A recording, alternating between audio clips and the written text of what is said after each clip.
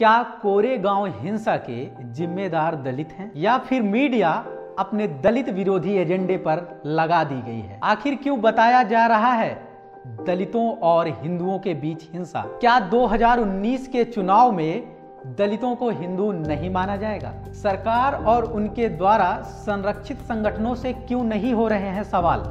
विरोध की आवाज उठाने वालों को देशद्रोही घोषित करने की क्यों मची है होड़?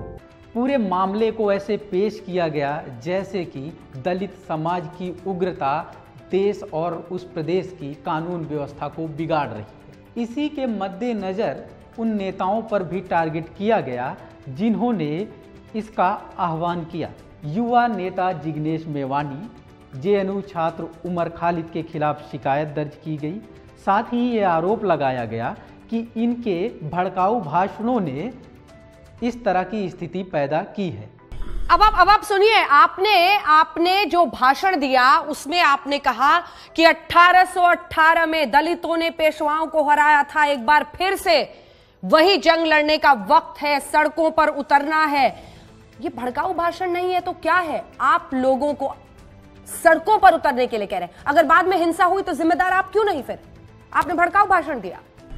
हाँ, मैं उसको रिस्पॉन्ड करूंगा। हमने ये कहा कि सड़कों पर उतरकर जनता की लड़ाई लड़नी होगी, मीनिंग पीपल्स मूवमेंट करने होंगे। इस देश के किसान और मजदूरों के लिए सड़कों पर संघर्ष करना होगा, उनके कॉन्स्टिट्यूशनल फंडामेंटल राइट्स के लिए, नहीं कि एक कास्ट का दूसरे किसी कास्ट के साथ क्लैश हो। इतना कन्वीनियंट इंटरप्रिटेशन राज्य की पुलिस करेगी, हद हो गई है। तो वो दिखाता है कि 2019 में उनकी इस बात की चिंता है कि मैं उनको कहीं भारी न पड़ जाऊं, इसीलिए मुझे टारगेट करने के लिए किया गया है। मैं भीमा कोरेगांव पे नहीं गया, मेरे जो बंद का कॉल था उस पर पार्टिसिपेट नहीं किया। कल बंबई में एक ऑडिटोरियम के अंदर मेरा फंक्शन था, उसको पुलिस ने बंद कराया, तब भी मैंने कुछ नहीं बोला। बावजूद उसके मैंने पीस का अपील किया तो केस मुझ पर कर रहे हैं। नहीं। जिग्नेश मेवानी ने घोषणा की कि दलितों की लड़ाई सिर्फ संसद में नहीं बल्कि सड़कों पर लड़ी जानी चाहिए, यानी कि आंदोलन करना चाहिए।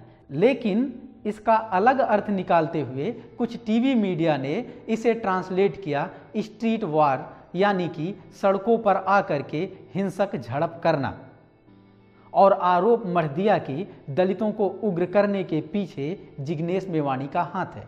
दूसरी तरफ मीडिया ने हमेशा से जिसे देशद्रोही माना है उसके खिलाफ बराबर दुष्प्रचार किया है। उमर खालिद